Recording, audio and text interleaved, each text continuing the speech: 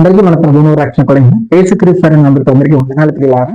ప్రియులారా, ఈ రోజున మనము కొన్ని విషయాలు తెలుసుకుందామండి. సాధారణంగా సమాజంలో మనం చూస్తుంటామండి, కుటుంబంలో బంధాలు తెగిపోతూ ఉంటాయండి. భార్యాభర్తల మధ్య బంధాలు తెగిపోతాయి, భార్యాభర్తల మధ్య అపార్థాలు వస్తాయి, స్నేహితుల మధ్య అపార్థాలు వస్తాయి, అదేవిధంగా బంధువుల మధ్య మనస్పర్ధలు వస్తాయి, సంఘంలో విశ్వాసుల మధ్య అపార్థాలు మనస్పర్ధలు వస్తుంటాయి.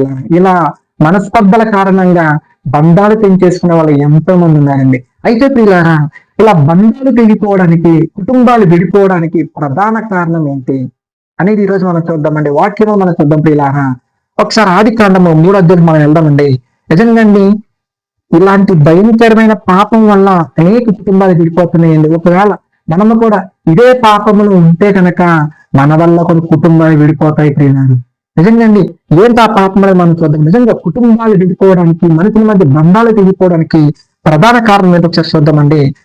మనందరికీ కూడా దేవుడు ఏదైనా తోట చేసి ఆదమ్మ గారిని హవ్వమ్మ గారిని ఏదైనా తోటలో పెట్టి ఏమన్నారు, ఇదిగో మీరు ఈ తోటలో ప్రతి పండుని మీరు తినండి, కానీ ఈ ఒక్క పండు మీరు తినొద్దు, ఇది తింటే మీరు నిశ్చయంగా చచ్చిపోతారని చెప్పేసి దేవుడు ఆదమ్మ గారికి హవ్వమ్మ గారికి ఆజ్ఞాపించడం మనందరికి తెలిసిందేనండి. అయితే ఇలా ఆజ్ఞాపించిన తర్వాత ఒక రోజున సాతాను హవ్వమ్మ గారి దగ్గరకు వచ్చి ఏం మాట్లాడిందో చూద్దాం ఒకసారి. చూడండి, ఆదికాండము 3వ అధ్యాయము 1వ వచనము. ఆదికాండము 3:1 వచనము. దేవుడైన యెహోవా చేసిన సమస్త భూజంతువులలో సర్పము యుక్తి గలదై ఉండెను. అది ఆ స్త్రీతో, ఇది నిజమా? ఈ తోట చెక్కలో దేని ఫలములను మీరు తినకూడదని దేవుడు చెప్పినా అని అడిగెను. అందుకు స్త్రీ, ఈ తోట చెట్ల ఫలం మేము తినవచ్చును, అయితే తోట మధ్యనున్న చెట్ల ఫలము గురించి దేవుడు మీరు చావకుండానట్లు వాటిని తినకూడదనియో వాటిని ముట్టకూడదని చెప్పినని సర్పముతో నేను. ఇలాగా మనందరికి తెలిసిన సందర్భమే కదండి. ఇలా అబ్బమ్మ గారు ఒంటరిగా ఉన్న సందర్భంలో సంతానం వచ్చి ఏమంటుందంటే, ఇది నిజమా అని అసలు ఏమంటే దేవుడు ఎక్కడ అబద్ధం చెప్పారండి? దేవుడు ఎక్కడ అబద్ధం చెప్తారా? దేవుడు స్పష్టంగా చెప్పారు కదా, మీరు తింటే చచ్చిపోతారు, మీరు అన్ని తినండి కానీ ఒక్క పండు మీరు తినొద్దు అని చెప్పేసి, తింటే మీరు చచ్చిపోతారని చెప్పేసి దేవుడు అంత స్పష్టంగా చెప్పిన తర్వాత కూడా సంతానం వచ్చి ఏమంటుందంటే, అవ్వమ్మ గారి మైండ్ ని డైవర్ట్ చేయడానికి, ఇది నిజమా, ఇది నిజమా, ఏంటి మీ దేవుడు నిజమే చెప్పాడా ఏంటి? ఇప్పుడు మీరు ఈ తోటలో ప్రతి పండు తినొచ్చంట, ఈ పండు తింటే మీరు చచ్చిపోతాను అన్నట్టుగా అంటే అవ్వమ్మ గారు అంటున్నారు, అవును మా దేవుడు మాకు ఈ మాట చెప్పారు, మేము ఏ పండు అయినా తినొచ్చు తోటలో, కానీ ఈ పండు తింటేనేమో మేము నిశ్చయంగా చచ్చిపోతామని చెప్పేసి దేవుడు మాకు చెప్పారు అనగానే సాతాన్ అంటున్నప్పుడు ఏమంటుందో చూడండి. నిజంగా ఏమంటుంది చూడండి, 4వ వచనం. అందుకు సర్పము, మీరు చావనే చావరు, ఏలైనగా మీరు వాటిని తినమన మీ కన్నులు తెరవబడిననియో మీరు మంచి చెడ్డలను ఎరిగిన వారై దేవతల వల్ల ఉందరనియో దేవునికి తెలియనని స్త్రీతో చెప్పగా. దింగండి, సాతాను దేవుని మీద ఒక అబద్ధ సాక్ష్యం అండి అవ్వగారి దగ్గర మాట్లాడింది. ఏమనంటే, ఇదిగో మీరు చావనే చావరు, మీరు చచ్చిపోరు, మీరు ఆ పండు తింటే, మీరు ఆ పండు తింటే మీరు గొప్పలు అయిపోతారు, మీరు దేవతల వల్ల అయిపోతారు, మీరు మంచి వాళ్ళు అయిపోతారు, మీరు దేవుడి కంటే గొప్పలు అయిపోతారు, దేవుడికి తెలుసు కాబట్టే మిమ్మల్ని తొక్కేయాలనుకున్నాడు దేవుడు. మీరు దేవత వల్ల అయిపోతే మీరు ఏదో అయిపోతారని, మిమ్మల్ని ఎడగకూడదని, మిమ్మల్ని తొక్కేయాలని దేవుడు, మీరు బాగుపడకూడదని చెప్పేసి మిమ్మల్ని తినొద్దన్నాడు దేవుడు. మీరు ఎదగకూడదని చెప్పేసి మీ దేవుడు తినొద్దన్నాడే, కానీ మీరు చచ్చిపోరు తింటే. మీరు ఆ పండుగ మీద చచ్చిపోరా, మీ దేవుడికి మీరంటే ఇష్టం లేదు, మీ దేవుడికి మీరు ఎదగటం ఇష్టం లేదు, మీరు బాగుపడటం ఇష్టం లేదు, కాబట్టి మిమ్మల్ని తినొద్దన్నాడని చెప్పేసి దేవుని మీద ఒక అబద్ధ సాక్ష్యం అనేది సాతాను అవ్వగారి దగ్గర మాట్లాడింది. ఏమంటే మన జీవితంలో మనం కొన్ని చూస్తుంటాం ప్రియులారా. ఎవరో వ్యక్తి గురించే, ఎవరో మనిషి గురించి మన దగ్గరకు వచ్చి ఏమంటారంటే, ఇదిగో పలానా వ్యక్తిని గురించి అలా అన్నాడు, పలానా బ్రదర్ ని గురించి అలా మాట్లాడారు, ఇదిగో పలానా పాస్టర్ గారు నేను అలా మాట అన్నారు, ఇదిగో మీ భార్య పలానా వ్యక్తితో మాట్లాడింది, ఇదిగో మీ భర్త పలానా వ్యక్తితో అలా మాట్లాడుతున్నాడు అని చెప్పేసి ఇలా పక్కనోళ్ళ గురించి ఎంతమంది అండి మన దగ్గరకు వచ్చి చెప్పేవాళ్ళు ఉంటారండి.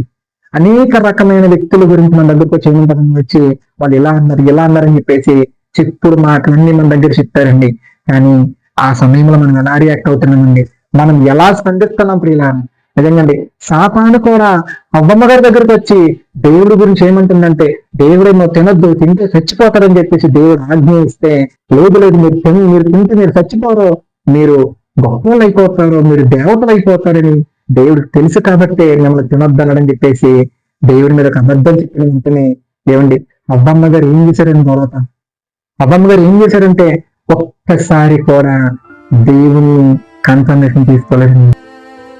దేవుని నదికి కన్ఫర్మేషన్ చేసుకోలేదండి. అరే మా దేవుడు ఎందుకు అలా అంటారు, మా దేవుడు ఎందుకు అలా చేస్తారు, మమ్మల్ని సృష్టించింది ఆయనే కదా, మాకు సృష్టిలో ప్రతిదీ ఇచ్చింది దేవుడే కదా, మమ్మల్ని పండుగని తిన్నది ఆయనే కదా మమ్మల్ని తినమని చెప్పింది, ఒక్క పండుగ కదా మమ్మల్ని తినద్దన్నాడు, ఇది ఆయన ఆకారంలో ఆయన రూపంలో మమ్మల్ని చెక్కుతున్నారు కదా, మమ్మల్ని ఎంతో ప్రేమించారు కదా మా దేవుడు, మమ్మల్ని ప్రేమించిన దేవుడు మేము ఎందుకు నాశనమైపోవాలని కోరుకుంటాడు, మమ్మల్ని ప్రేమించిన దేవుడు మేమెందుకు ఎదగకూడదని అనుకుంటాడు, నువ్వు చెప్పేది అబద్ధమో, నేను నీ మాట నమ్మను, మేము మా దేవుని నదికి తెలుసుకుంటాము, నీ మాట నమ్మాలా దేవుని మాట నమ్మాలా, మేము దేవుని మాటని మేము నమ్ముతాము, దేవుని అడిగి తెలుసుకుంటామని ఒక్కసారి కూడా అండి ఆలోచించినది ప్రియులారా. సాతాను చెప్పిన మాటని నమ్మేశారు కానీ వెంటనే అది నిజమా కాదనేది ఒక్కసారి కూడా కన్ఫర్మేషన్ చేసుకోలేదండి ప్రియులారా. ఈ రోజున బంధాలు తెగిపోవడానికి, కుటుంబాలు విడిపోవడానికి కారణం ఏంటంటే చెప్పుడు మాటలు వింటున్నారండి. ఎవరో వచ్చి ఏదో చెప్తున్నప్పుడు దాన్ని వినేసి నమ్మేసే దాని ప్రకారంగా వెళ్ళిపోతున్నారు కానీ వాళ్ళు చెప్పింది నిజమా కాదన్నది ఒక్కసారి కూడా ఆలోచించలేదు ప్రియులారా. అబ్బమ్మ గారు ఏం చేశారండి తర్వాత ఒకసారి చూద్దాం, 6వ వచనం చూడండి, 3వ వచనం చూడండి. స్త్రీ ఆ వృక్షము ఆహారమునకు మంచిదియు కన్నులకు అందమైనది వివేకమునకు రమ్యమైనది ఇందుట చూచినప్పుడు ఆమె దాని ఫలములలో కొన్ని తీసుకొని తిని తనతో పాటు తన భర్తకును ఇచ్చెను, అతడు కూడా తిను. ఏం చేశారండి? సాతాను చెప్పిన మాట నిజమా కాదని కన్ఫర్మేషన్ ఏం లేదండి, ఏ కన్ఫర్మేషన్ చేసుకోలేదండి. ఏం చేశారంటే నిజమా దేవుడు మమ్మల్ని అలా అనుకుంటున్నారా, అయితే మేము తినేస్తాము అని చెప్పేసి సాతాను మాట నమ్మేసి దేవుడు తినొద్దన్న దాన్ని, దేవుడు ముట్టొద్దన్న దాన్ని ముట్టుకున్నారు ప్రియులారా. దేవుని ఆజ్ఞను అతిక్రమించారండి, దేవుని ఆజ్ఞను అతిక్రమించారండి, దేవుని విరోధంగా అండి. బాధాకర విషయం అంటే చెప్పిన ప్రియులారా, దేవుని అపార్థం చేసుకున్నారు. ఏమండి, సృష్టించి ప్రేమించిన ప్రేమామయుడైన దేవుని మాటను నమ్మలేదు కానీ సాతాను మాటను ఎవరో వచ్చి ఏదో సాతాను ఒక్క మాటలో వదిలేసి వెళ్ళిపోయిందండి. ఇది నిజమా, మీ దేవుడు అలా అన్నాడా, మీరు తింటే మీరు గొప్పలు అయిపోతారన్న ఆ ఒక్క మాటను నమ్మేశారే కానీ నాన్న మీరు తినొద్దు, ఇదిగో మీకు ప్రకృతిలో మీకు అన్నీ ఇచ్చాను కదా, కానీ ఇది ఒక్కటి మీరు తినొద్దు, మీరు తింటే మీరు చచ్చిపోతారు, ఎందుకంటే మీరు నా పిల్లలో కారం మీకు తెలియాలి, నా మాట మీరు వింటారో లేదో పరీక్షించడం కోసము ఆ పండు నేను పెట్టాను, నా ఆజ్ఞను మీరు అతిక్రమించుకోదని చెప్పేసి దేవుడు ఎంతో నమ్మకంగా నోట్లో పెడితే ఏం చేశారండి, దేవుని మాట నమ్మకోకుండా సాతాను మాట నమ్మేసేసి దేవుణ్ణి అపార్థం చేసుకొని దేవుని ద్రోహం చేసుకున్నాను. వెళ్ళిపోయారు కదండి, తర్వాత అల్లగొట్టేశారు దేవుడు. ఇలా ఈ రోజు నేను నిజంగా ఎంతమంది అండి ఈ రోజు చెప్పుడు మాటలు ఏమండి, పలానా వెంగో, పలానా మీ భార్య పలానా వ్యక్తితో మాట్లాడుతుంది, ఇదిగో పలానా మీ భర్త పలానా ఆమెతో మాట్లాడుతున్నారు, ఇదిగో పలానా వాళ్ళ నీ గురించి అలా చెడుగా మాట్లాడుకుంటున్నారు, పలానా సంఘంలో విశ్వాసి ఇదిగో ఆ బ్రదర్ నీ గురించి అలా మాట్లాడుకుంటున్నారు, నేను విన్నాను అని చెప్పేసి నిజమా అని చెప్పేసి మన దగ్గరకు వచ్చి ఎంతమంది మాట్లాడరు అలా మనం ఏం చేస్తాము, అవునా నిజమా నన్ను మాట అంటారని చెప్పేసి ఎవరో చెప్పిన మాటలు నమ్మేసేసి భార్యను అనుమానించే భర్తలు లేరా, ఎవరో చెప్పిన మాటలు నమ్మేసి భర్తను అనుమానించిన భార్యలు లేరా, ఎవరో చెప్పిన మాటలు నమ్మేసి సంఘంలో సాటి విశ్వాసిని అనుమానించి దూరం చేసిన వాళ్ళు లేరా, ఎవరో చెప్పిన మాటలు నమ్మేసి కుటుంబంలో అన్నలను అపార్థం చేసుకుని, తమ్ముళ్ళని అపార్థం చేసుకుని, తల్లిదండ్రులను అపార్థం చేసుకుని, ఇలా అనేక మందిని అపార్థం చేసుకుని మనిషిని విడిపోయిన వాళ్ళు ఎంతమంది లేరండి. ఏమంటారంటే నువ్వు ఇలా అంటూ నేను అనుకోలేదు, నీ గురించి నాకు అంతా తెలిసిపోయింది, వాళ్ళు చెప్పారు నీ గురించి నాకు అని అంటారు, కానీ వాళ్ళు చెప్తే నిజమా కానీ ఆలోచించారండి. మీ భార్య గురించి ఎవరో తప్పుగా చెప్తే నమ్మేస్తున్నా కానీ ఒక్కసారి భార్యని కన్ఫర్మేషన్ తీసుకుంటారండి. భర్త గురించి తప్పుగా చెప్పేది అంటేనే నమ్మేస్తారు కానీ ఆ భర్త గురించి నిజంగా చెప్పింది నిజమా కాదనేది ఒక్కసారి భర్తను అడిగి కన్ఫర్మేషన్ తీసుకుంటారండి. కన్ఫర్మేషన్ చేసుకోరండి, కన్ఫర్మేషన్ చేసుకోరు, చెప్పుడు మాటలన్నీ నమ్మేస్తారు. వీళ్ళారా ఇలా చెప్పుడు మాటలన్నీ నమ్మేస్తే కుటుంబాలు నాశనం అయిపోతాయండి, కుటుంబాలు పాడైపోతాయి. ప్రియులారా ఒక్కవేళ మనం కూడా అలాంటి కోవలో ఉన్నామేమో సరి చేసుకోవాలండి. క్రైస్తవులు కాదు, మన పద్ధతి కాదండి, మనం ఉండాల్సిన విధం అది కాదు ప్రియులారా. ఒక క్రైస్తవునిగా దేవుని ఎరిగిన పిల్లలుగా మనం ఏం చేయాలంటే, ఎవరైనా కానీ మూడో వ్యక్తి గురించి మన దగ్గర మాట్లాడుతున్నారంటే మనం ఏం చేయాలంటే ఆ మూడో వ్యక్తిని అడగాలండి. ఎవరి గురించి అయితే మన దగ్గర చెడుగా చెప్తున్నారో ఆ వ్యక్తిని అడగాలండి. ఇదిగో పలానా బ్రదర్ నీ గురించి అలా మాట్లాడారు, నేనైతే ఇంకా నమ్మలేదు, కానీ ఇది నిజమా కాదా, నువ్వేమంటావు దీని గురించి అంటూ ఆ మూడో వ్యక్తిని మనం అడగాలండి.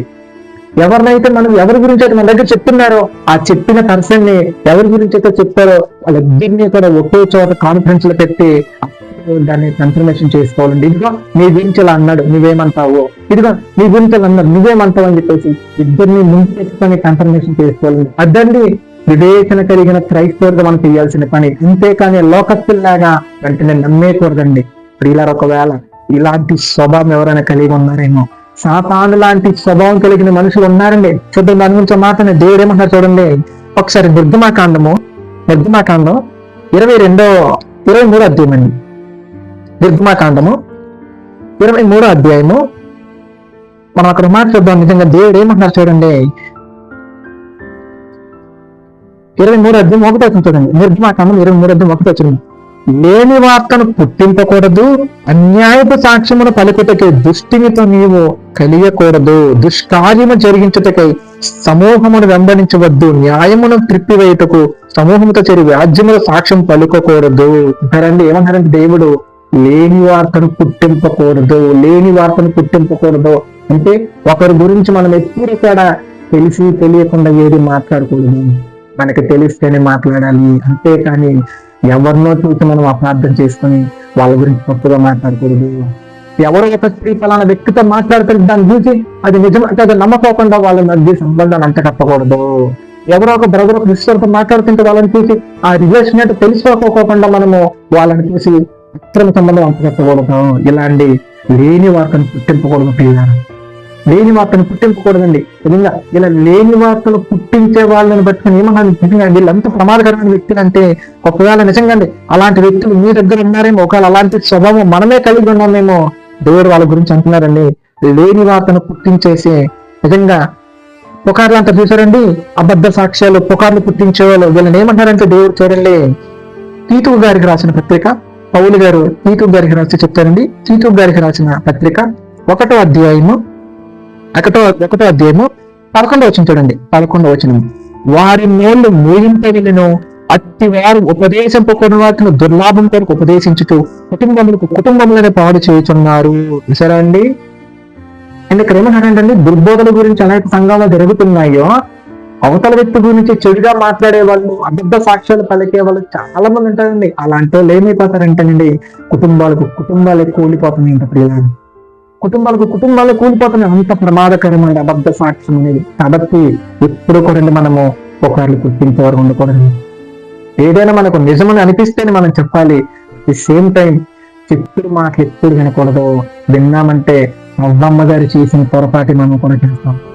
అవ్వమ్మ గారు చేసింది మనం కూడా చేస్తాం. ప్రియులారా, ఈ రోజున ఆదం గారిని హవ్వ గారిని అనడం మాత్రమే కాదండి, వాళ్ళంతా మనం సరిపోవు. కానీ అదే ప్లేస్ లో మనం కూడా ఉన్నామనేది ఈ రోజున మనం కూడా అలాంటి వారిని మనము కూడా అనేక సార్లు చెప్పిన మాటలు నమ్మేసి ఎంతో మందిని అపార్థం చేసుకున్నాం. కాబట్టి ఈ రోజు నుంచి అయినా ఎక నుంచి అయినా కానండి చెప్పుడు మాటలు నమ్మొద్దండి. ఎవరు ఏం చెప్తున్నా కానీ ఎంతటి క్లోజ్ అయినా కానీ, ఎంతటి దగ్గరైనా కానీ, ఎలాంటి వారైనా కానీ మన దగ్గర ఒకరి గురించి అవతల వ్యక్తి గురించి మన దగ్గర చెడుగా చెప్తున్నారంటే దయచేసి మనము వెంటనే నమ్మొద్దు. వాళ్ళు చెప్పింది నిజమా కాదనేది పరీక్షించి కన్ఫర్మేషన్ చేసుకుని అప్పుడు మనం నిర్ణయం తీసుకోవాలి తప్ప వెంటనే నమ్మకూడదు. అది దేవుని పిల్లల కన్ఫర్మేషన్ చేసుకోవడమే క్రైస్తవుడు చేసే పని. అందుకే పౌలు గారు అంటారు, ఆత్మ సంబంధి అయిన వాడు అన్నిటినీ వివేచించను, జ్ఞానం కలిగి నడుచుకుంటారు. కాబట్టి జ్ఞానం కలిగి మనం నడుచుకోవాలండి. జ్ఞానవంతుడు ఎలా ఉంటారంటే కన్ఫర్మేషన్ చేసుకుంటారు. అంతేకాని చెప్పుడు మాటలు వినరండి. ఎంతమంది అండి ఈ రోజున చెప్పుడు మాటలు ఎన్ని కుటుంబాలు విడిపోతున్నాయండి, ఎన్ని బంధాలు తెగిపోయండి. ఈ రోజున భార్య భర్తలు దూరం అయిపోలేదండి, అన్నదమ్ములు దూరం అయిపోలేదండి, స్నేహితులు దూరం అయిపోలేదండి, సంఘంలో విశ్వాసుల మధ్య భయంకరమైన గొడవలు రాలేదండి. ఎందుకంటే చెప్పుడు మాటలు నమ్మటం వల్ల ఎంతమంది విడిపోయింది. ఏం సాధిస్తారండి వాటి వల్ల? నిజంగానే ఒకరి గురించి చెడుగా చెప్పి ఒకరి కుటుంబాన్ని విడగొట్టడంలో ఏం ఉపయోగం వస్తుందండి? నిజంగానే ఒక కుటుంబాన్ని ఒక అన్నదమ్ములు విడగొట్టడంలో ఏమవుతుందండి? నిజంగానే ఒక విశ్వాసంతో విశ్వాసం మధ్య గొడవలు పెట్టేసి, ఒక సేవకుడికి సంఘానికి మధ్య గొడవ పెట్టేసేది, లేనివి పుట్టించేది ఏం ఉపయోగం ఉంది దాని వల్ల? కాబట్టి అలా కొన్నిములు పుట్టించే వారిగా, లేని వాటిని ఉన్నతిగా పుట్టించే వారికి మనం ఉండకూడదు. నిజమే మాట్లాడనండి. మనమకోండి ఇప్పుడు కూడా చెప్పుడు మాటలు నమ్మొద్దు, చెప్పుడు మాటలు అస్సలు వినొద్దు. ఎవరు చెప్పినా కానీ కన్ఫర్మేషన్ కావాలి. కన్ఫర్మేషన్ చేసుకున్న తర్వాతే ఏదైనా నిర్ణయం తీసుకోవాలి. అలా నిర్ణయం తీసుకుని మంచి జ్ఞానవంతులను మనం ఎంచుకోవాలండి. దేవుడు అట్టి జ్ఞానం మనందరికీ దయచేయను గాక. ఆమేన్.